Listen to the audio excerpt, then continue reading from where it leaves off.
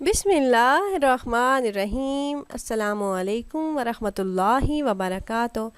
وظائف کا انسائکلوپیڈیا ایک اور نئی خاص ویڈیو کے ساتھ آپ کی خدمت میں حاضر ہے۔ ناظرین و سامعین، جمعۃ المبارک کے دن کا نہایت ہی مجرب قرآنی عمل لے کر میں آپ کی خدمت میں حاضر ہوئی ہوں۔ سخت سے سخت اور مشکل سے مشکل مشکلات کے خاتمے کے لیے تیزی کے ساتھ اثر کرنے والا یہ مجرب وظیفہ ہے۔ جمعۃ المبارک کے دن نماز عصر ادا کرنے سے پہلے آپ نے یہ وظیفہ کرنا ہے۔ نماز جمعہ ادا کرنے کے بعد آپ یہ وظیفہ کریں، پھر اللہ رب العزت سے اپنی مشکلات کے حل کے لیے اور مقاصد میں کامیابی کے لیے دعا کریں تو انشاءاللہ اللہ رب العزت مشکلات اور پریشانیوں سے نجات عطا فرمائیں گے اور ہر قسم کی جائز حاجات پوری ہو جائیں گی۔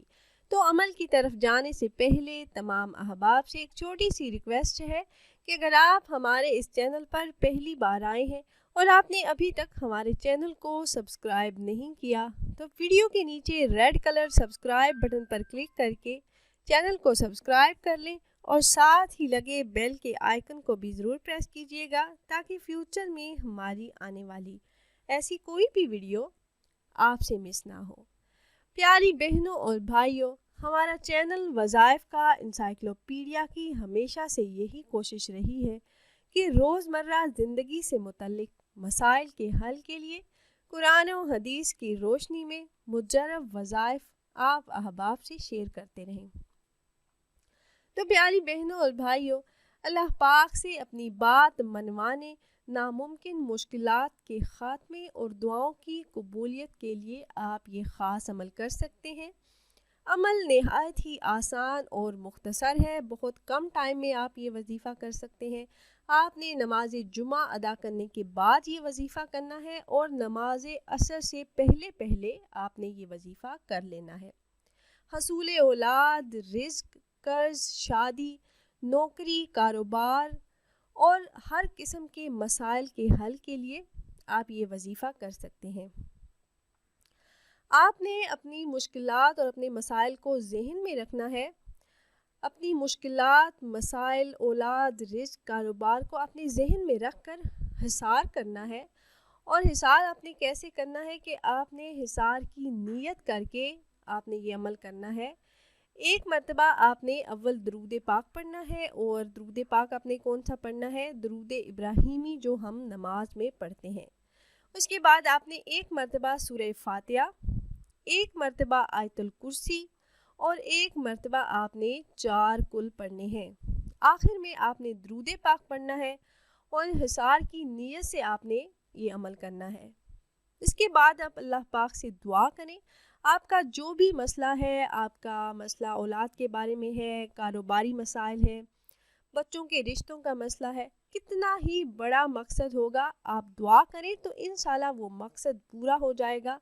اللہ پاک ایسے اسباب پیدا کر دیں گے کہ وہ مسئلہ حل ہو جائے گا، اور جس حاجت کی پورا ہونے کے لیے آپ یہ عمل کریں گے وہ حاجت ضرور پوری ہوگی انشاءاللہ۔